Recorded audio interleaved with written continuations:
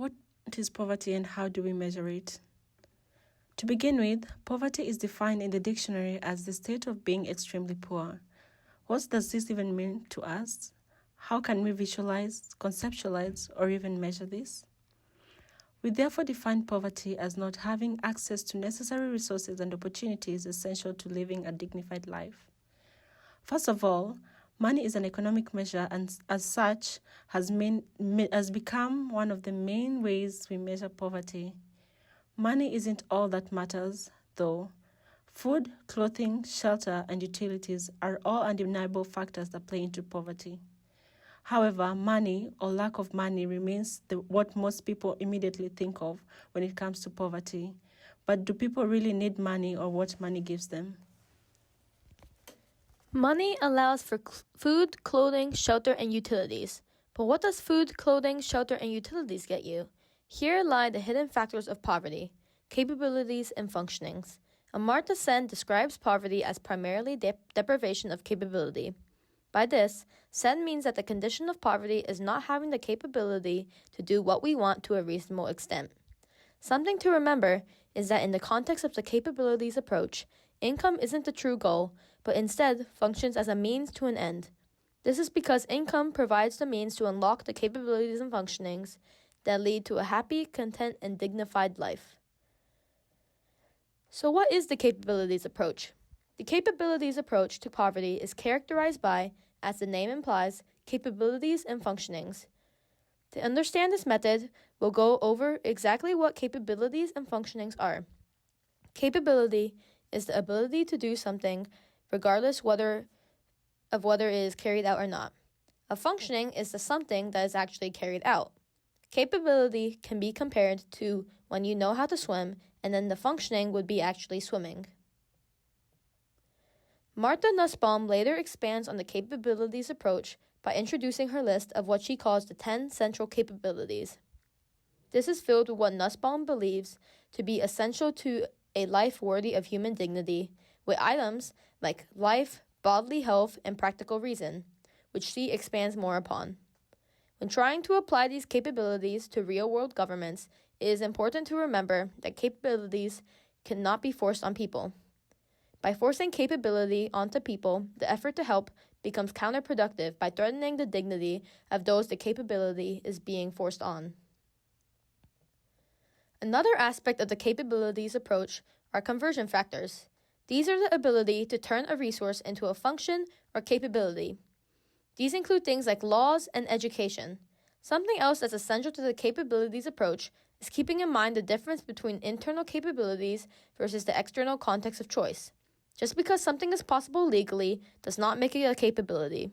There could be personal, social, and/or environmental factors behind the scenes that stop something from becoming a capability. For example, a country could have just legalized women's suffrage, but women voting could still be frowned upon by the population, which would prevent it from becoming a capability, which is an example of a social factor. So in summary, the capabilities approach evaluates the ability for people to apply the basic human rights on Nussbaum's list to their own lives while being aware and trying to address that the seeming capability to do something does not mean it can actually be put into practice. Even though the capabilities approach is a good way to define poverty, how is it actually measured in practice? Historically, people have come up with different ways of measuring things, as we can see. Just like those people who have invented different measurements, people, governments, and non-governmental organizations have tried to come up with different ways to measure and define poverty, which we'll get to see. There are many definitions and measurements of poverty, and they change now and then according to various factors such as countries and demographics, just to name a few.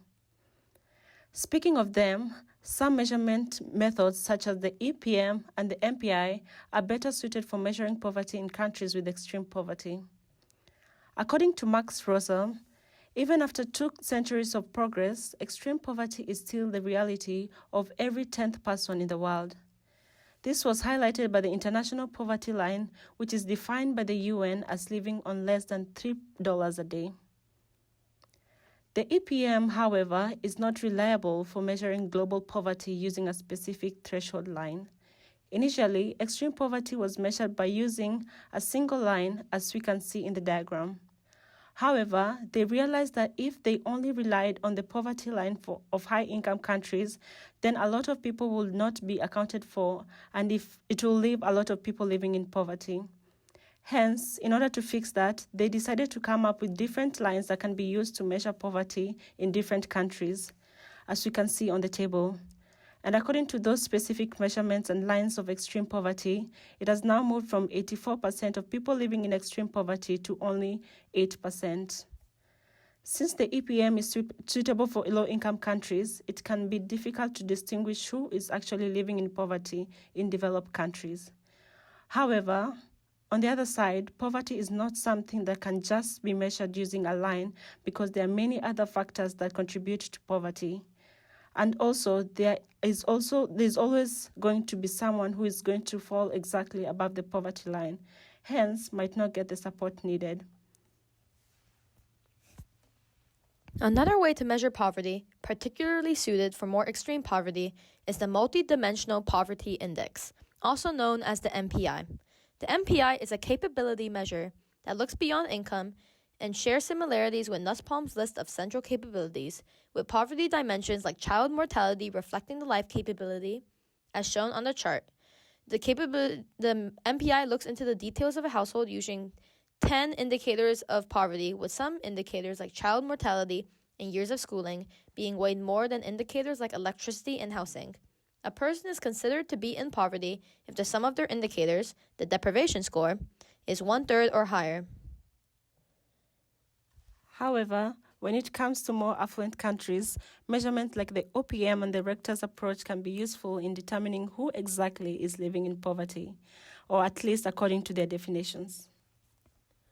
The official poverty measure, or OPM, was developed in the 1960s by Molly Orshansky as a way to measure poverty in the U.S. The measurement is derived from information finding that families at the time spent about 1/3 of their income on food. On this basis, Orshansky created income thresholds, and families with income below the threshold were deemed to be in poverty, while those above the threshold were not. This method, like all the others, has pros and cons. The biggest pro of the OPM is that it is undeniably a fast way to measure poverty. And when it comes to an issue as large as poverty, the efficiency plays a role. However, because of the basis it was created upon having become outdated, several other issues have become apparent. The OPM does not take into account anti-poverty programs that have since been put into place and maintains the more rigid definitions of factors that may have an impact on measures like geography and the definition of a household. The Richter's poverty approach assesses poverty through measuring people's material possessions. However, it is also important to consider how they may have obtained these modern conveniences. Additionally, this method is poorly applicable to third world countries, as items like air conditioners are not necessarily indicators of poverty in underdeveloped nations. According to Richter, the average American implies significantly that poverty is material deprivation on inability to provide a family with adequate nutritious food, reasonable shelter, and clothing. He then argues that the actual living conditions of Americans poor are far from what people see and perceive, and he believes in most cases those in poverty are people who are heavily struggling just to make ends meet. However, in affluent countries like the US, where household utilities are commonplace, those impoverished are still struggling, but it may present in other ways. Therefore, we propose a new way to measure poverty using the capabilities approach. We believe that poverty should be widely measured using a modified MPI. Our modified MPI measurement will work similarly to the already established MPI and will similarly be a capabilities measure. The modified MPI measurement will have the same dimensions of poverty, those being health, education, and standard of living. But instead, the indicators will reflect the current standards of living in affluent countries. Therefore, the modified MPI will have indicators like household morbidity instead of child mortality, types of stove, gas or electricity instead of cooking fuel, and governmental aid instead of nutrition. One could argue that our proposed approach to measuring poverty is not consistent between countries since different countries have different standards of living. While it isn't consistent, no one way to measure poverty will be perfectly widely applicable. Different approaches will be better for different contexts, and our modified MPI has its strengths in measuring poverty beyond the bounds of income in affluent countries. So why not use other pre-existing measurements? As we previously touched upon, the EPM is a measure that works better for developing countries because of its basis on the international poverty line of $3 a day. The MPI, a capability measure, also works better for developing countries because its capabilities are centered on the more prevalent struggles in those countries. So why not use the OPM, which is a measure that was designed for the US, an affluent country? The OPM, as we previously covered, is outdated and focuses primarily on the income aspect of poverty when there are more factors that affect poverty. Similar to the OPM, Rector's approach is very narrow and focuses instead on material possessions that could have been acquired through a number of means. Therefore, our modified MPI introduces a capability measure for use in affluent countries which previously did not have an effective one. Thank you.